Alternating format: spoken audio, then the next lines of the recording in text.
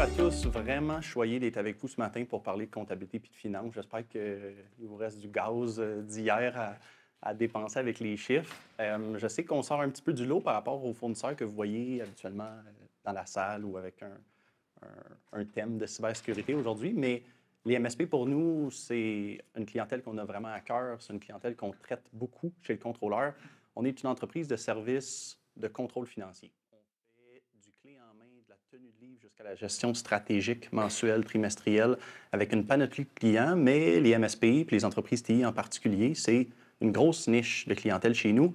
C'est une clientèle qu'on connaît bien, une réalité opérationnelle et financière qu'on connaît bien. Puis aujourd'hui, on a décidé de vous faire une rencontre un peu expérimentale où on va travailler des cas ensemble. On va parler de ratio, on va parler d'indicateurs de gestion, puis on va vous donner des trucs ou des indicateurs à prendre plus tard puis à aller travailler de votre côté. On a un boot aussi, on m'a dit de le mentionner. On a un boot avec mon partenaire d'affaires, William. On a parti cette entreprise-là il y a un petit peu plus que 5 ans. Aujourd'hui, on est une douzaine de collègues très multidisciplinaires. On engage des responsables de tenue de livre, des contrôleurs financiers, des CPA auditeurs, des conseillers à la paye, beaucoup de gens qui voient beaucoup de parties de vos entreprises. Aujourd'hui, ce qu'on veut faire, c'est un peu démystifier les difficultés d'avoir une MSP. On va le faire de 4 façons. On va en parler directement. C'est quoi la complexité financière d'être une MSP? Je vous fais un scoop. C'est une comptabilité complexe que vous avez. On traite beaucoup d'entreprises de services, mais vous avez des spécificités puis des complexités propres à vous. C'est important de les connaître pour être capable de les mesurer, pour être capable de les voir évoluer dans le futur. On va parler de la séparation des postes comptables parce que c'est quelque chose de fondamental à ce qui va venir après dans la rencontre. Parler de ratio, parler de finances, parler d'indicateurs qu'on suit à tous les mois. Il faut avoir une charnière solide. Il faut partir sur des bonnes bases, puis on va faire un peu une épopée de ça. On va parler de ratio, d'indicateurs. On va en deep dive un précisément aussi. Aller regarder un ratio que j'ai beaucoup à cœur puis que l'équipe adore, qu'on traite avec la majorité de nos clients MSP, puis que je pense que vous pourriez avoir de la valeur directement en sortant d'aujourd'hui, de le mesurer puis de le voir à tous les mois. Puis on va vous parler un petit peu de prévision budgétaire parce qu'on croit que c'est un outil pas assez utilisé par beaucoup d'entreprises, puis c'est un outil formateur pour la gestion financière d'une entreprise. Je ne sais pas comment ça fonctionne pour les questions, mais sachez, si vous en avez durant la rencontre, ça va me faire plaisir d'interrompre pour y répondre, mais à la fin, je prendrai du temps pour vous laisser le micro aussi. Complexité financière d'une MSP. Qu'est-ce qui vous rend plus complexe qu'une entreprise de service standard? Le premier gros point, bien, vous avez beaucoup de types de revenus. Vous vendez du matériel, vous vendez des licences mensuelles, vous vendez du service, vous vendez des projets, vous vendez des kits mensuels avec un petit peu d'une licence puis un petit peu de service. Vous avez bien de la complexité dans vos types de revenus. C'est important de les scinder parce que chacun de vos revenus a en réalité des marges espérées différentes. On n'espère pas faire le même genre de profitabilité sur le service récurrent qu'on vend versus le matériel qu'on vend. Fait que la séparation devient super importante. Vous avez souvent une rentabilité d'équipe de support puis d'équipe de projet qui se calcule différemment. Ce n'est pas les mêmes genres d'individus, ce n'est pas les mêmes coûts individuels, puis ce n'est pas le même genre de gestion de rentabilité qu'il y en a à faire. C'est une complexité de plus. En plus, vous avez de l'inventaire. On gère bien des entreprises de services, des services marketing, services RH. Ils n'ont pas à gérer, comme vous, du marchandisage, la gestion de réception de marchandises, la valorisation au livre de cet inventaire-là. Vous avez cette complexité-là, puis on rentre dans tous vos contrats mensuels. Bien, vous avez divers types de revenus qui s'y appliquent, que ce soit du licensing mensuel ou que ce soit du service que vous vendez mensuellement. Puis, il faut être capable de faire le suivi de la rentabilité de ces clients-là.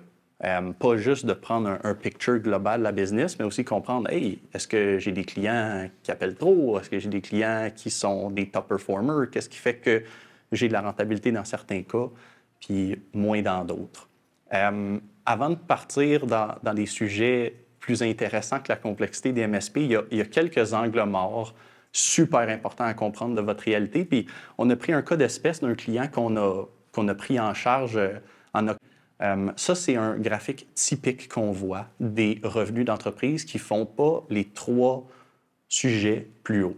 La comptabilité d'exercice, ça veut dire réellement fermer nos périodes. faire de l'amortissement, faire des frais payés d'avance, comprendre les courus à payer, puis de réaliser qu'un mois, c'est supposé être comparatif avec les autres. Si vous finissez des mois avec des super grosses profitabilités, puis le mois d'après, vous avez un super gros déficit, ce pas des mois qui sont comparables. Il y a clairement un élément différenciateur dans ces mois-là qui a mal été géré, puis très souvent, dans votre cas, c'est un de ces trois cas-là. Faire de la comptabilité d'exercice réel, faire une gestion d'inventaire mensuel. On prend tellement de cas de clients qui font l'évaluation de leur inventaire une fois par année. Fait que quand ils achètent du stock, ils perdent de l'argent. Puis quand ils vendent bien du stock sans en acheter, ils font beaucoup d'argent. Puis ils commencent à avoir une psychologie qui se rentre dans l'entrepreneur de se dire « Ah, j'ai pas fait beaucoup d'argent ce mois-ci, mais je vais en faire beaucoup le mois prochain. » Ça, j'entends souvent ça. Au lieu d'être capable de comparer des périodes qui se ressemblent, on tombe à faire du yo-yo, puis on n'est plus capable de voir la vraie croissance de notre business, la vraie rentabilité de notre business, puis la vraie cyclicité de votre business. Souvent, les MSP me disent « Non, nous, on n'a pas de cyclicité. Tous les mois, c'est pareil. » Mais je n'ai pas rencontré une MSP dans ma vie qui n'avait pas une gestion de cyclicité, qui n'avait pas des moments forts de vente de matériel, des moments forts de vente de projets. Puis quand on fait du yo-yo, on ne le voit pas. Le dernier gros point d'angle mort, c'est les travaux en cours. C'est un concept comptable plus compliqué à prendre en compte, mais il s'applique bien pour vous dans la gestion des projets. Bien souvent, les MSP ou les entreprises TI, vous vendez des beaux projets, 10, 15, 20, 30 000 de gestion TI. Puis vous avez toute une manière de le facturer. Il y en a qui facturent tout au début, il y en a qui facturent tout à la fin, il y en a qui facturent 30 au début, puis le reste du 70 à la fin. En réalité, si on n'est pas capable de comprendre les travaux qu'on a effectués pendant le mois, puis de les répertorier correctement dans notre comptabilité, bien, on surestime certains mois, puis on sous-estime d'autres. Ça nous fait des graphiques en yo-yo de revenus. L'idée d'une équipe de comptabilité multidisciplinaire, c'est d'arriver à faire des périodes qui se ressemblent, des périodes qui sont unifiées au travail réel qu'on a posé, à l'inventaire réel qu'on a vendu, puis aux amortissements puis aux frais payés d'avance qu'on a réellement touchés. Ça nous donne des périodes beaucoup plus stables, puis ça nous permet de vraiment voir, on est en croissance, on est en décroissance, c'est quoi l'avenir vers la rentabilité de cette entreprise-là, puis la cyclicité qui s'en détache. Séparation de postes comptables. Comme je vous disais, il faut partir avec une base solide. Déjà, votre gestion des revenus est complexe. Comme je le disais tantôt, vous vendez du matériel, vous vendez des revenus de contrat souvent en service, souvent en licence. Il y a même des types d'entreprises qui vendent et de la licence et du service à travers le même kit. Là, on est en cybersécurité, je vais faire un exemple de sécurité, mais je le vois très souvent, ça. Un tech stack de sécurité qui vient aussi avec une partie vendante d'un service qu'on rend, du monitoring qu'on fait mensuel aux clients. Et c'est pas une catégorie de revenus simple, ça, sachez-le. C'est pas comme vendre un ordi. Là. Il y a une gestion un petit peu plus avancée à faire de ce côté-là. Puis la même chose pour les revenus de service que je parlais tantôt. Votre équipe de projet TI, elle n'a probablement pas les mêmes taux facturables, pas le même genre de montant facturable à l'heure que votre équipe de support. Ça devient à nous créer quelques catégories. Veux pas, vous êtes un peu dans l'obligation de scinder vos postes de grand livre. Peut-être que pour vous, c'est rudimentaire ce que je dis là, puis vous allez avoir un petit peu plus de fun plus tard dans la rencontre, mais sachez, ce n'est pas pour tous, parce qu'on prend beaucoup de dossiers en charge où c'était 2 postes de grand livre, ou c'était 1 poste de grand livre. Vente, ça, c'est mes préférés. On voit rien.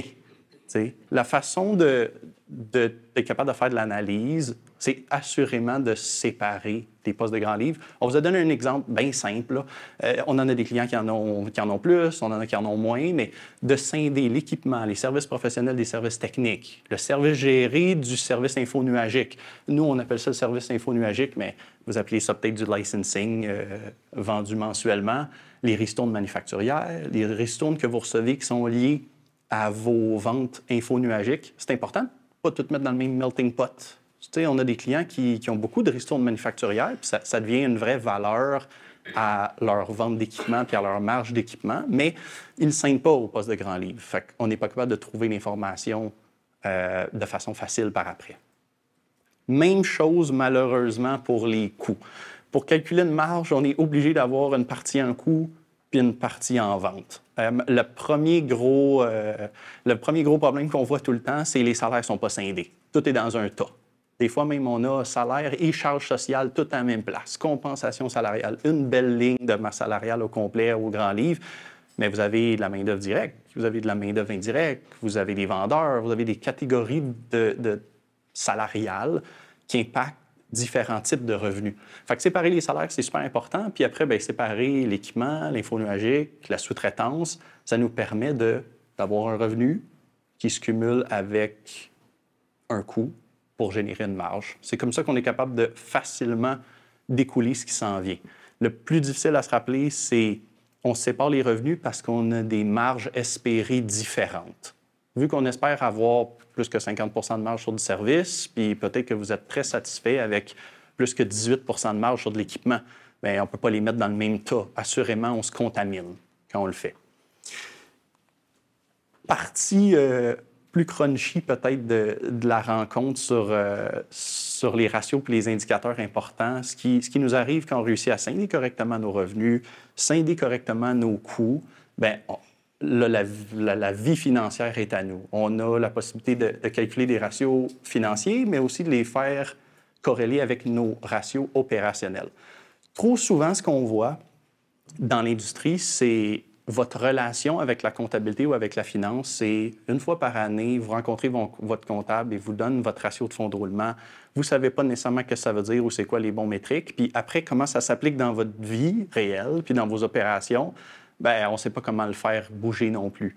Nous, on prône réellement de rencontrer les clients, que ce soit au mois ou aux 3 mois, pour faire un appel à lier les opérations avec la finance. Veut pas, en tant que financier, en tant que de gens de comptabilité, on vit beaucoup les effets. T'sais, on arrive, tout est fait. Là. On finit le mois et il n'y a plus rien à retoucher à ce mois-là. Là. On ne peut plus rien faire en opération pour le régler. Mais ce qui est super important, c'est de comprendre les causes. Puis souvent, ils viennent des opérations directes que vous faites. On a hésité, dans ce slide-là, je vous l'ai dit que c'était expérimental, à en lister 50 de chaque bord. Parce qu'il y en a tellement, puis on se perd. Ça, c'est une des grosses erreurs que Will et moi, on a faites au début de la business. On s'est perdu dans trop de ratios. Moi, je capote ces chiffres, fait que ça aide, là. Mais je ne savais plus quoi regarder. On regardait trop d'aspects, puis on a perdu c'était quoi l'essence d'une entreprise de service, perdu c'est quoi l'essence d'une entreprise manufacturière. Puis on commence à se recentrer vers le moins de ratios possibles qui sont réellement appliqués à votre business. Un autre concept que je vois beaucoup en industrie, c'est qu'il y a des clients qui nous approchent, qui regardent déjà des ratios de leur côté, puis qui font du suivi mensuel ou trimestriel de leurs chiffres, mais ils se concentrent juste sur ce qui sont bons. Ça aussi, c'est très populaire. Mais en réalité, on devrait mettre du temps sur nos faiblesses, sur nos difficultés opérationnelles pour comprendre comment les surélever, pas nécessairement se taper dans le dos à tous les mois de ce qu'on fait bien, malheureusement. On vous en a listé quelques-uns. La marge brute spécifique par revenu, je vous ai dit, juste avec la séparation de revenus, c'est un jeu d'enfant à faire, puis au moins, ça vous donne un suivi à tous les mois ou à tous les 3 mois de comment ça bouge dans votre industrie. Marge de profitabilité avant impôt, le fonds de roulement, le cycle de conversion de l'encaisse, comment vous êtes payé. Ça, c'est un concept aussi qui échappe à beaucoup. Hey, ça nous prend 46 jours à recevoir l'argent après avoir payé les fournisseurs versus 23 jours. C'est une énorme différence sur votre cash flow. Mais tout ça, ça se traduit avec des opérations. Ça se traduit avec du recouvrement plus ciblé, avec la gestion de modalités de paiement différents. Tout ça, c'est des vraies actions qu'on peut poser. Le rendement de service, je me le garde pour tantôt parce que c'est celui-là qu'on va deep dive. C'est un ratio qui touche autant aux opérations qu'aux finances. Puis quand MSP, il vous est frappé de plein fouet, fait qu'on va prendre le temps de le regarder spécifiquement. J'en ai listé des opérationnels, désolé, que nos clients regardent. Le taux d'heures facturables, ça c'est le classique. La profitabilité des contrats de service à tous les mois, le taux de capacité d'équipe, le nombre d'endpoints gérés par employé full-time au support. C'est tous des indicateurs super importants de votre vie, de votre vraie vie en tant qu'MSP qui changent le bottom line, qui change au bout de la ligne qu'est-ce qu'on a à sortir comme profitabilité. Je vous l'ai dit tantôt, le moins possible. 6, là, 5 à 8, on aime ça. Ça, c'est un exemple concret d'un client qui est plus financier que opérationnel, mais l'idée, c'est essayez de refermer vraiment à ce qui vous est cher, à ce qui est une faiblesse peut-être de votre entreprise. C'est là qu'on voit le plus de croissance chez nos clients. Ratio qu'on a décidé de deep dive, le rendement de service. On l'appelle comme ça chez les contrôleurs, mais en réalité, il y a plein de noms. Puis dans la littérature financière, vous allez le voir écrit de plein de façons. W2 ratio, the labor efficiency ratio, labor productivity ratio. C'est toute la même chose. C'est de comparer nos revenus de service à nos coûts de temps de service. Je l'adore parce qu'il est tellement simple. À calculer, c'est un charme, ce ratio-là. Par contre, l'analyse qu'on en fait de ce ratio-là est plus complexe, est plus longue, elle nous permet de se poser des questions sur nos faiblesses ou sur nos angles morts d'entreprise en opération, mais le calcul est très, très simple. Il y a 3 composantes fondamentales. La productivité de l'équipe, la qualité du vendeur, et la qualité du gestionnaire. On appelle ça la qualité ou l'effort administratif parce qu'il faut comprendre comment on gère nos coûts, il faut comprendre comment on gère nos ventes, puis au centre de tout ça, il y a la productivité de notre équipe. Je vous l'ai dit, c'est le calcul le plus facile à faire. Vous avez déjà bien scindé vos revenus de service et bien scindé vos coûts de temps de service. Vous faites seulement diviser les revenus de service par nos coûts salariaux. Ça nous donne un ratio sur 1 $. OK? Fait que 2 $ de revenus de service pour chaque dollar de coûtant, 1,80 cents de dollars de revenus de service par coûtant de service. C'est super simple à calculer. Ça se fait à tous les mois. On est capable de le faire valoir dans le futur.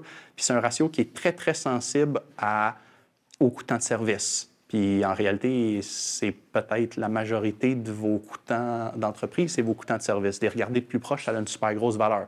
Je donne un exemple. Suivre ces genres de ratios-là à tous les mois ou à tous les trimestres, ça nous permet de voir comment nos marges varient selon la variabilité de l'équipe. Vous avez peut-être du roulement d'employés. OK, on a le même coûtant, mais on a une rentabilité qui bouge. C'est parce qu'on a perdu un employé, puis on en a engagé un nouveau, puis on est en formation. Essayez de contextualiser ces ratios-là pour votre vie entrepreneuriale. Aussi simple que revenus, main-d'œuvre, on divise un par l'autre. Puis ce qui nous arrive d'extraordinaire, c'est qu'on peut se mettre à réaliser où on a une faiblesse. On a fait un exemple avec 3 compagnies, A, B et C, Inc., qui ont soit des rendements de service stables ou des rendements de service un petit peu à la baisse, puis de vous faire comprendre comment les 3 composantes que j'ai dit plus haut, il y avait un effet direct sur la rentabilité de cette entreprise-là. Je prends le premier exemple, 75 % de taux facturables, ils vendent à 125 $ leur heure facturable, puis leur coûtant est à 38 $. 2,5 de rendement de service, c'est un excellent rendement de service. Dans votre marché est au-dessus de 2 $, c'est le gros break-even à aller chercher au-dessus de 2 $, on est dans le gravy. L'entreprise B, taux facturable plus bas. Tantôt, je vous ai dit, la première composante, c'est la productivité de l'équipe. Là, ici, on sert d'un proxy qui est le taux facturable pour mesurer la productivité de l'équipe, mais il y a plein d'autres façons de calculer une charge d'équipe, mais on essaie de le faire le plus simple possible. Puis ce qu'on voit, c'est qu'ils facturent 15 $ plus cher du taux vendant. Ils ont un petit peu moins de productivité d'équipe. Leur équipe leur coûte un petit peu plus cher, mais en réalité, ils ont le même rendement de service. Bien, moi, j'ai rencontré des équipes qui avaient un rendement de 2,0, puis que l'équipe était understaff, épuisée, sur le bord du burn-out. La productivité de l'équipe était dans le tapis. Il n'y avait pas plus haut. Puis le vendeur continuait de vendre à 86 $ de l'heure ses dossiers clients. Bien, il a dit, arrête de mettre de la pression sur ton équipe. Puis va regarder ta faiblesse côté vente, va retravailler sur ces augmentations-là, va retravailler en clientèle, essaie de faire de ton axe la plus difficile, celle qu'on attaque en premier. J'ai vu aussi l'inverse, des vendeurs tellement effectifs à vendre à des taux tellement élevés pour une équipe avec une productivité pourrie. Bien, c'est plus simple quand on comprend les 3 composantes que forme le rendement de service, de s'attarder réellement où est-ce qu'on a mal. L'exemple qu'on vous a donné, c'est directement pour voir que c'est pas parce qu'on a un 2.0, un 2.5, un 1.8 que, on est limité à ça. À l'inverse, c'est le point de départ pour travailler. Mais aussi, ça ne veut pas dire qu'on est facilement capable de se comparer avec les autres. Il faut comprendre comment nos 3 composantes, la productivité d'équipe, les ventes, puis les coûts, ils sont attitrés. Oui.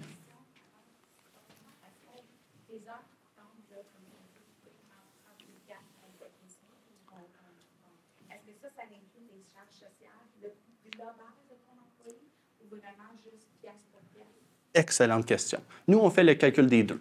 La raison pourquoi on fait le calcul des deux, c'est dans la vraie vie, là, au Québec, si on se compare avec nos autres entreprises québécoises, j'aime beaucoup mieux inclure les charges salariales dans le coût salarié au total. Ceci dit, je vous l'ai dit tantôt, c'est un ratio fondamental en compagnie de service, puis vous allez vouloir vous comparer à des entreprises américaines, à des entreprises européennes, parce que dans la littérature, le Labor Efficiency Ratio, c'est quelque chose d'étudié depuis toujours. Bien, ils n'ont pas cette composante-là comme nous. Donc, les comparatifs internationaux, habituellement, ils enlèvent les charges sociales pour qu'on pense juste au coûtant salarial qui est la ligne d'en haut du T4, là, pas les charges salariales qui vont avec pour se comparer. Par contre, dans nos benchmarking internes puis dans le traitement qu'on fait avec nos clients, nous, on inclut les charges sociales parce que c'est un vrai coût qu'on a à gérer ici au Québec.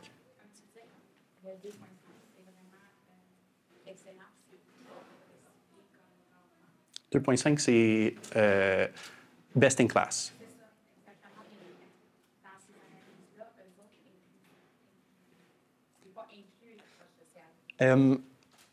Oui, mettons, dans ces exemples-là, ça pourrait être inclus ou non. C'est des entreprises fictives. On a juste fait des exemples pour que ça soit... Oui.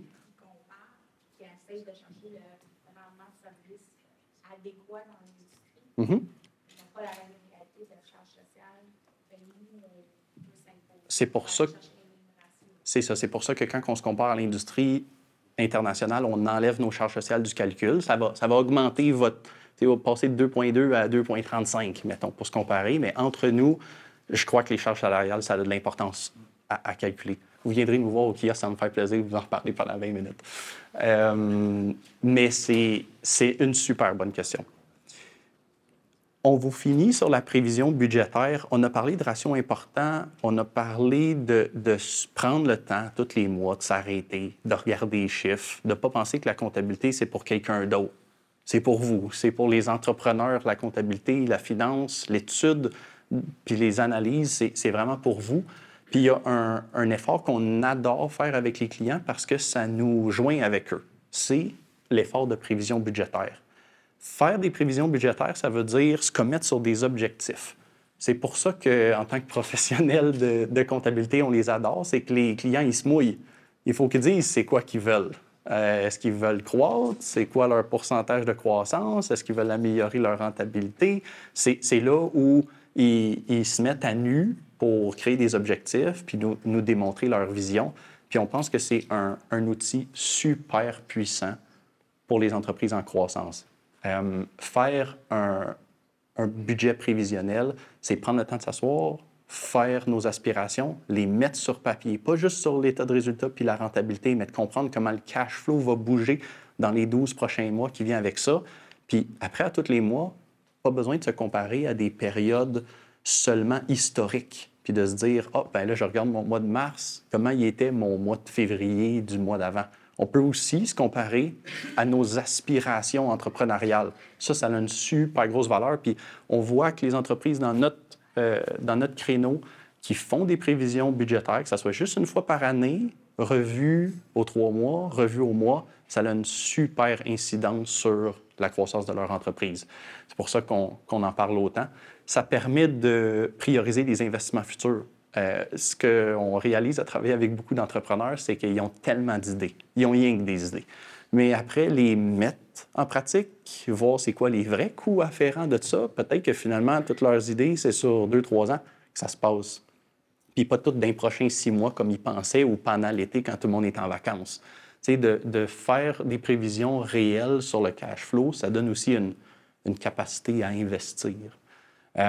Prévision du résultat puis du cash flow, comme je vous disais. Puis nous, on suggère la révision trimestrielle au minimum. Notre clientèle, on les révise à tous les mois parce qu'on deal avec des entreprises en croissance, comme je vous ai dit tantôt. Mais cette raison-là de s'asseoir avec son professionnel ou juste avec son budget déjà établi, puis de refaire les bases, pas juste en tant que ratio important, puis en tant qu'analyse de moi, mais aussi de se remettre dans les objectifs futurs qu'on avait, les aspirations qu'on avait au niveau des prévisions.